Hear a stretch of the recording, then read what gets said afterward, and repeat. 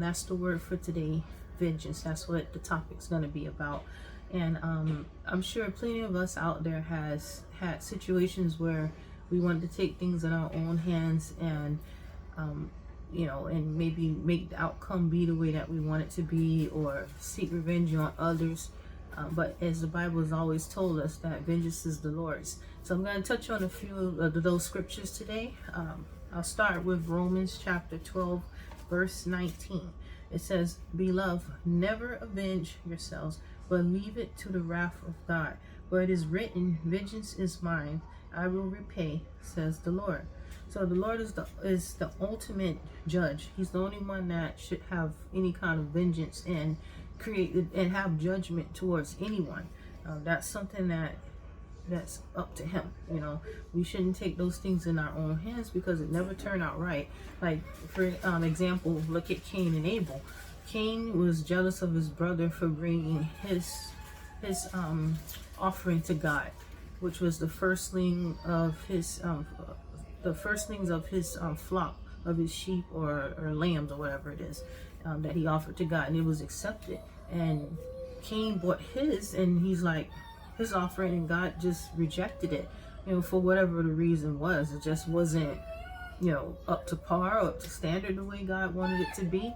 And Cain had a vengeance against his own brother just because he had favor with God.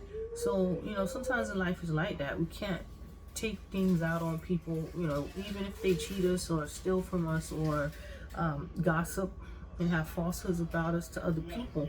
We have to let vengeance be, let God deal with that, not to take it upon our own selves. Because like God told Cain, if your offering was something that I wanted, then if it was righteous, then I would have accepted it. So we have to just keep that in mind. And he was left to live a life of a vagabond. And even with that being, his reward for the vengeance that he took out on his brother, God still had mercy. That's another thing. We talked about mercy last week. And even though he took vengeance out on his brother in his own hands, which he should have left to God to do, if he felt some kind of gripe with his brother, which you shouldn't have a grudge either, as the Bible states, God still had mercy on him. He thought that he would be left to the wolves, that people could just kill him or take his life, and God was like, no, whoever tries to kill you, vengeance would be sought after them as well. So he was still protected. That's just one of the example of mercy. But today's topic is vengeance. I just want to still talk on God's mercy, just like